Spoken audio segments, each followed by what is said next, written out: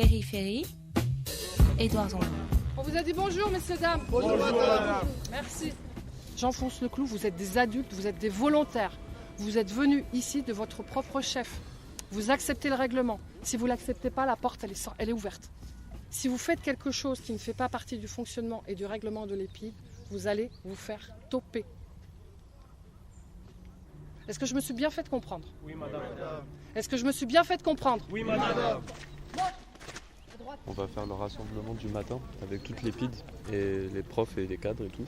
Ils vont nous dire ce qui ne va pas. Donc en général beaucoup de choses, n'est-ce pas? Et tous les matins vous avez le débrief là? Ouais, et tous les soirs. Et en gros il va tous nous mettre au garde à vous et dire oui, hier soir il s'est passé ci, ça. Cadre! Repos. Bonjour messieurs, dames. Bonjour monsieur.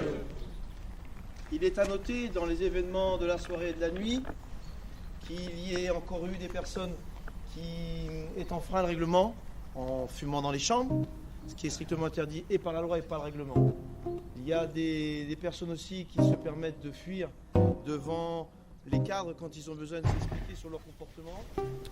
Sofiane, 18 ans, Épinay-sur-Seine. Je suis venu à l'EPID parce que pour moi c'est la dernière chance de faire quelque chose. J'ai 18 ans, j'habite à Bondy. Je suis venu ici pour m'en sortir. J'ai 20 ans. Mon projet professionnel, c'est de rentrer dans l'armée de terre. J'ai entendu parler de l'EPID grâce à la journée d'appel. Et si je suis ici, c'est pour me recadrer, pour réussir à m'en sortir plus tard. Pourquoi je suis venu là? Parce que l'école, ça m'intéressait pas, donc j'ai jamais travaillé. Il y a 2 ans, mon père il a voulu m'envoyer ici. Je l'ai pas écouté. Et puis maintenant que j'ai envie de reprendre ma vie en main, je suis ici. Pour l'ensemble, Redvo, à disposition des cadres pour la mise en place des activités. Moi, je suis arrivée il y a déjà 5 mois. J'avais arrêté l'école. Je recherchais un emploi par moi-même, mais ça donnait rien. J'ai fait une seule fois de l'intérim. Je faisais pas vraiment de stage parce que j'avais pas de convention. Et donc, je suis venue à l'EPID pour me retrouver un bon job. Dibakate Fatou et j'ai 20 ans. Qu'est-ce que vous avez appris, vous, ici? J'ai appris à avoir de la discipline, j'ai réappris à me lever tôt le matin, j'ai réappris à avoir des bons repas au bon moment de la journée et faire un peu de sport, donc bouger un peu, on revient dans le droit chemin. C'est un très gros effort que vous avez consenti, ou pas? Oui, quand même. C'est dur. C'est dur parce qu'on voit plus personne, on nous oblige à se lever à une heure précise. Et voilà, la journée, on ne doit pas être en retard dans la journée, on est en uniforme. C'est quelque chose dont j'avais absolument pas l'habitude. Il y a des choses qui vous paraissaient très extraordinaires et qui aujourd'hui vous paraissent normales? Très extraordinaire.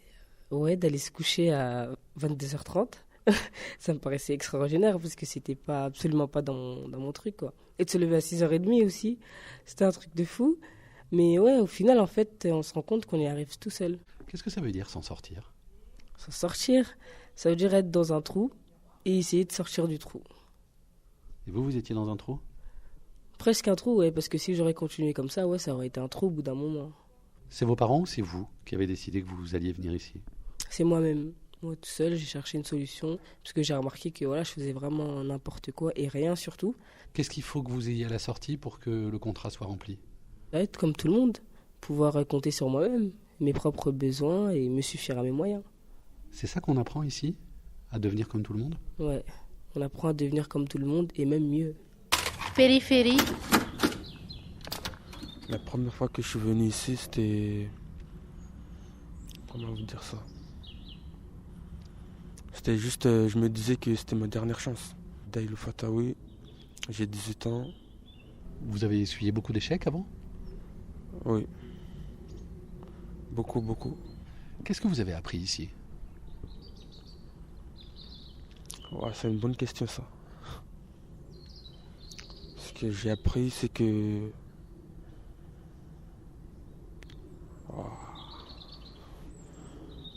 Je suis quelqu'un de courageux. Et ça, je savais pas. J'adore mon boulot. J'aime aider les jeunes qui sont là, j'aime donner mes cours. J'aime tout, en fait. Ouais, c'est cool, quoi. C'est un beau métier qu'on fait. Marianne Pastor, je suis conseillère en éducation et citoyenneté au Centre EPID de Montré depuis 1 an. Je travaille surtout sur le comportement des jeunes, donc tout ce qui est le comportemental, le l'autonomie, le réveil le matin, leur posture, les mains dans les poches, la manière de parler, la manière de s'adresser aux volontaires, aux cadres. Je donne des cours aussi d'éducation civique et de citoyenneté. On est strict et rigoureux pour faire d'eux de bons citoyens, pour faire d'eux de bons professionnels et pour que quand ils sortent d'ici, effectivement, que ça file droit pour eux et qu'ils n'aient pas de soucis particuliers dehors, quoi. Ils ont des parents, ces enfants? Ouais. Des parents qui sont présents ou non, ça dépend. On les a pas assez mis en valeur, en fait. C'est ça le problème. Donc du coup, c'est vrai qu'ici, quand on leur explique que oui, ça faire des choses, c'est ça qui est génial, quoi. Je vous voyais ce matin, vous étiez en train de recoiffer une jeune fille, vous lui remettiez les cheveux. Ouais. Mais vous auriez pu lui dire coiffez-vous? J'aurais pu, mais c'est un geste bienveillant. On n'est pas obligé de leur faire passer tout par des choses strictes et méchantes. On peut faire passer aussi certaines choses par un peu de douceur parfois. Quel est le point commun entre eux? Qu'est-ce qui les réunit, ces jeunes? Pourquoi ils sont tous là? Le quartier. Il y a certains qui disent qu'ils viennent ici parce qu'ils sortent du quartier, parce qu'ils étaient dehors, parce qu'ils traînaient en bas dans la rue et que ils ont fait des bêtises parce qu'ils avaient que ça à faire et qu'ils n'avaient pas forcément à ce moment-là eu envie de se bouger et que un jour il y a eu un déclic et ils sont venus toquer ici pour dire ok, moi j'aimerais bien avancer. Donc je pense que le déclic qu'ils ont tous eu, c'est de se dire faut que ma vie elle change maintenant avant que ce soit trop tard. Je me suis dit qu'il fallait un jour ou l'autre que je me reprenne en main et que je trouve quelque chose qui me plaît vraiment et pourquoi j'ai envie de me lever le matin. Il faut se mettre bien.